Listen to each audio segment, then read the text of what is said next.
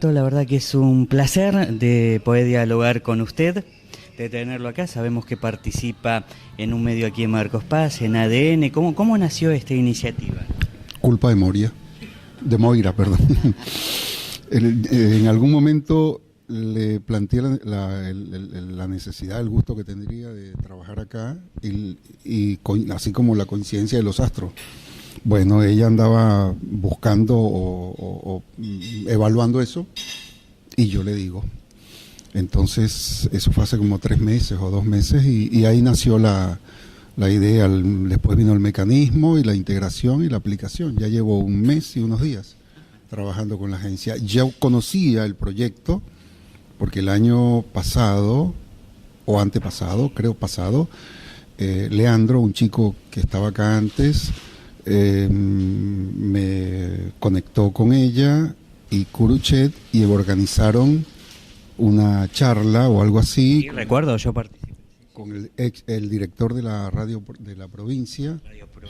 Y Curuchet hicimos un acto de presentación del sistema de medios de acá, ¿no?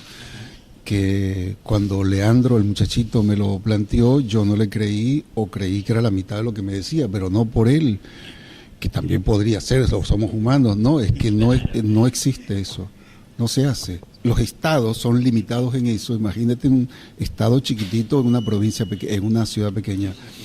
No es norma de la conducta de los pequeños gobernantes de pequeñas localidades tener una visión de medios que está acorde con la tendencia internacional. Es a la inversa. Se encierran en su pequeño lugar, se conforman y se autolimitan, y el resto que lo hagan las agencias nacionales, la televisión, y crean algún medio para más o menos mantener, alguna radio, algún periódico, pero más nada, no una visión. Y como el secreto de esto es tener una visión, una concepción, el resto se hace. Así que estoy acá básicamente porque el origen está el año pasado en ese acto de presentación del sistema de medios de acá. Ya que lo tenemos, lo vamos a aprovechar para algún concepto con temas que han venido pasando de un año a la fecha o un poquito más. Primero me gustaría conocer un concepto suyo acerca de cómo está hoy el pueblo venezolano con respecto a aquellas declaraciones de Barack Obama que lo trataban como el enemigo público número 1. O la amenaza contingente, amenaza militar, lo transformaron por un decreto. Bueno, el punto actual es que Obama retrocedió en fila en Panamá. Panamá significó la derrota de ese decreto, no se ha hablado más. Un decreto de un gobierno, del gobierno más poderoso del planeta, y tuvo que convertirlo en un papelito y buscar el orificio más pequeño. Eso hizo Obama. Y esa derrota del gobierno norteamericano en ese terreno diplomático se basa en 2 cosas. Uno, necesitaba pactar con Cuba para enfrentar un frente interno que tiene con los republicanos, el Tea Party y los demócratas, un sector demócrata, que lo presionan para que haga un enfrentamiento militar o haga cosas peores de las que hace.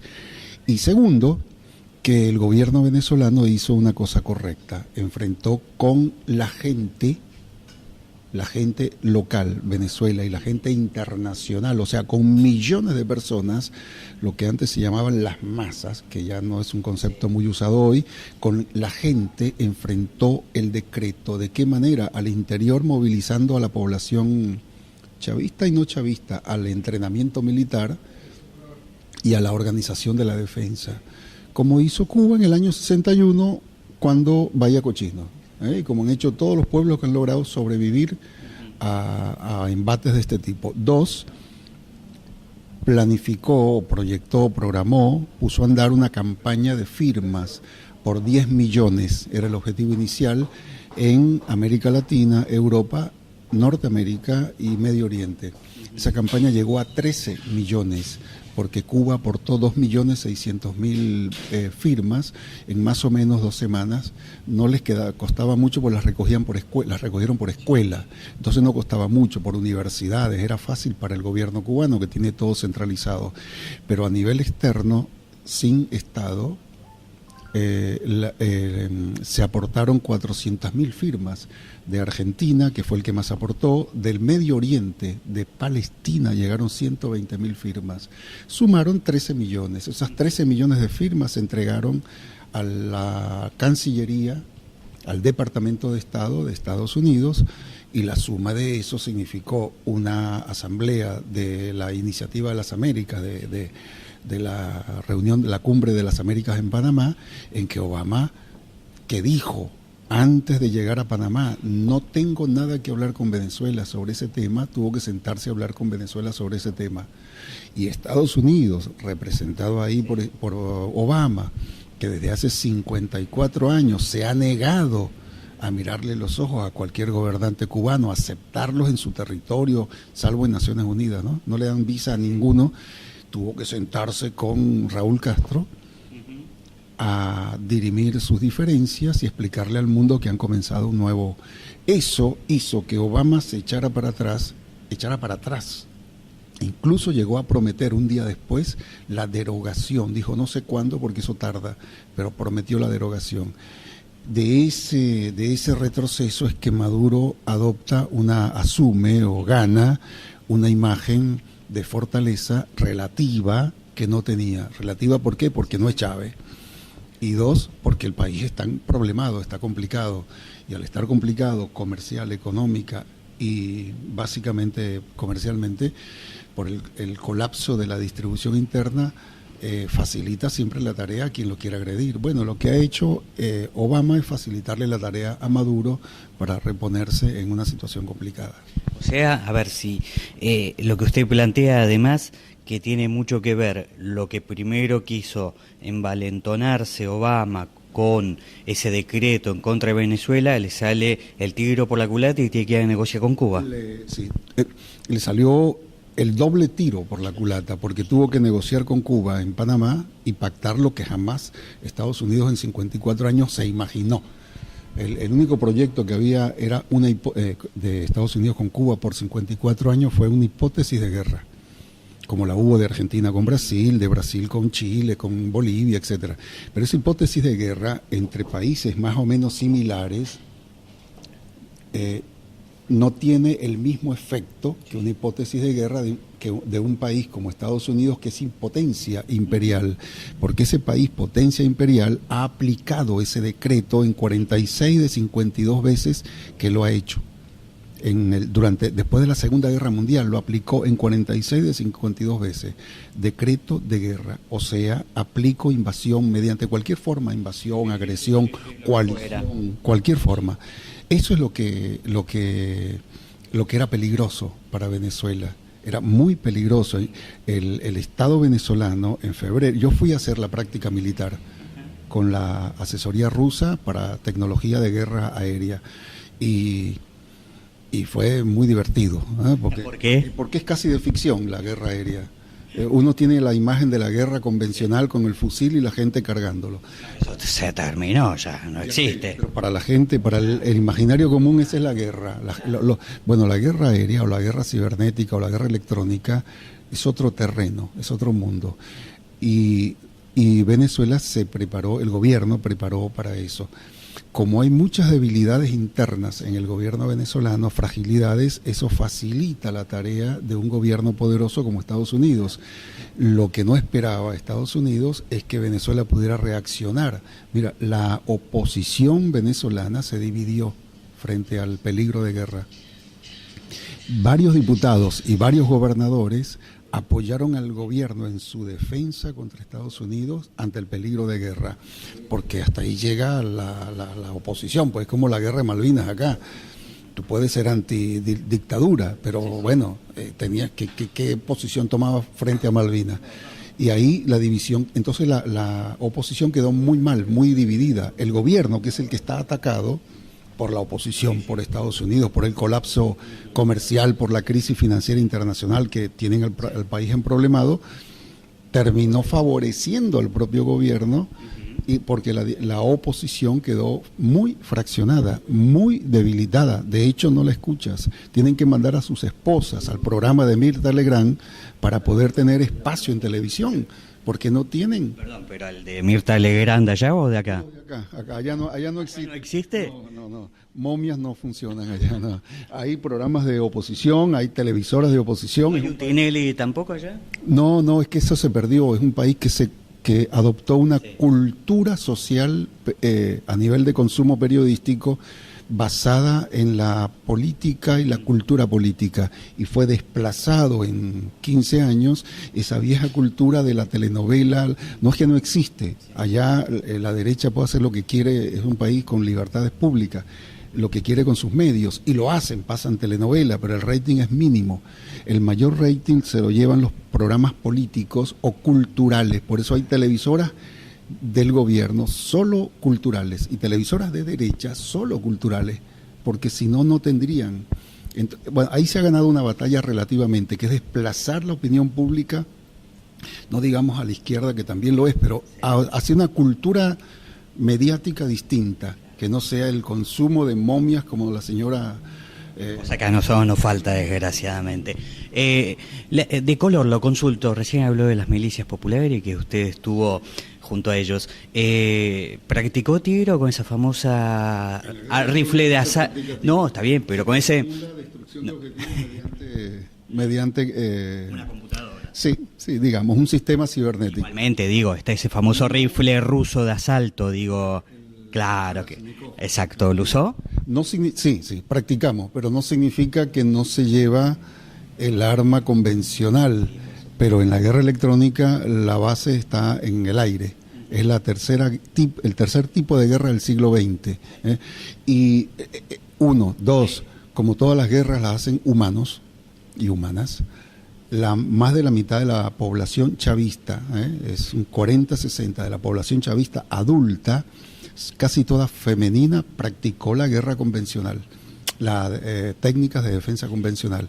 Fueron a los barrios, a las playas, las ciudades, a hacer las técnicas y prácticas, simulacros de defensa. Eran madres jóvenes solteras, las protagonistas de esa práctica. Y con arma convencional, porque sabemos que una cosa es que te tiren, como hicieron en Libia, te tiran los aviones, las bombas de los drones, pero luego, ¿quién ocupa? No, los drones no gobiernan los seres humanos. Entonces, cuando van a gobernar, ¿a quién mandan? Bueno, mandan ejércitos de tierra territoriales. ¿Las armas el pueblo las tiene en sus casas para poder defenderse o las tiene el Estado? No, por dos razones: porque no sería responsable, porque no sabes dónde termina el uso. Segundo, porque hay un medio siglo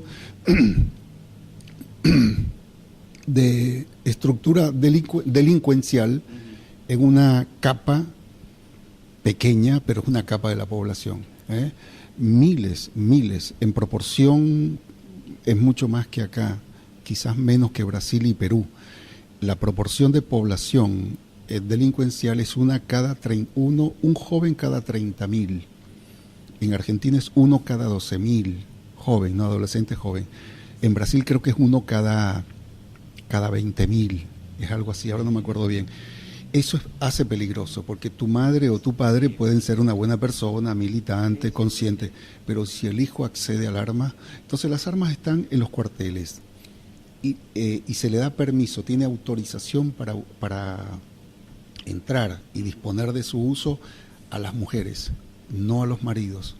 Los militares no confían en los maridos, en los hombres, confían en las mujeres para el control, el acceso a las armerías y el uso y la distribución. Y eso se hace en coordinación con los grupos, los movimientos sociales y las Fuerzas Armadas, en esa combinación. Consulta, vos recién marcabas bien el número delincuencial. Sí. ¿Por qué es tan alto, en Venezuela, con todos los cambios políticos, sociales? Porque combatimos 50 años de estructuración. Hace más de medio siglo, en la década del 50, cuando hay una gigantesca migración, que es latinoamericano el fenómeno de la migración del interior a la capital. Aquí fueron los famosos o llamados cabecitas negras que nutrieron al nuevo movimiento llamado peronista. En Venezuela no surgió eso surgió acá y en dos países más. Allá surgió un partido similar, que es Acción Democrática, pero no surgió un movimiento que ocupara la escena socialmente. Entonces, esa migración interna masiva pobló los cerros de Caracas, buscando el sueño del bienestar. Y esa ciudad, con ese capitalismo, no le dio respuesta. Acá hubo una respuesta, que fue la prosperidad de los dos gobiernos iniciales del peronismo. En dos lugares ocurrió eso más en América Latina. En Venezuela, al no haber respuesta, esa masa poblacional que llegó a trabajar, comenzó a trabajar.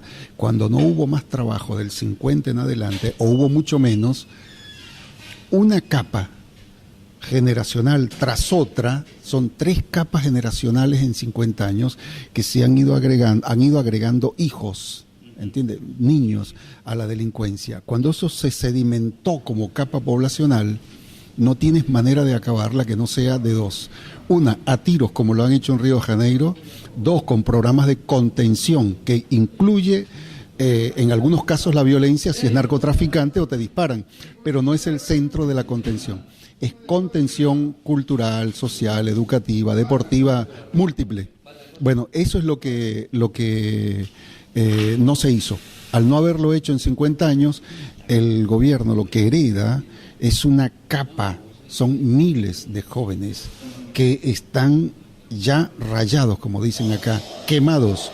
No los puedes sacar. Se han hecho 5 planes o programas de recuperación, sería, ¿no? De esos miles de jóvenes, todos fracasaron. ¿Por qué? Algo se agarra, algo se mejora, pero todos fracasaron, porque son 3 generaciones acumuladas de viejos, medianos y adolescentes que solo conocen una cosa, robar, y para robar matar. Qué buena explicación, digo, para nuestro país, pues muy parecido, digo, con lo que nos pasó de la década del 90 a esta época. Le hago la última cortita y le agradezco muchísimo la amabilidad. Estamos en elecciones, digo, 2015, elecciones aquí en la República Argentina. ¿Qué análisis nos puede hacer usted? Yo no le toco rabo a perro que no conozco. Es muy difícil opinar. Yo lo que sé, porque no conozco tanto como otros países, a pesar de que vivo acá. Pero lo que sé, lo que puedo entender son 2 cosas. Uno, hay una demolición, hay un cambio radical en el sistema político argentino hoy, que es el resultado del 2001 para acá. Hace un cambio en el sistema político, se expresa en los partidos, el peso que tienen, se expresa en Tinelli anoche, cuyos los candidatos, para poder sobrevivirse a las encuestas, tienen que estar en un programa de televisión. El que no va a la televisión no tiene fuerza social territorial. Esa es la realidad. Entonces se van aislando, van haciendo fuerzas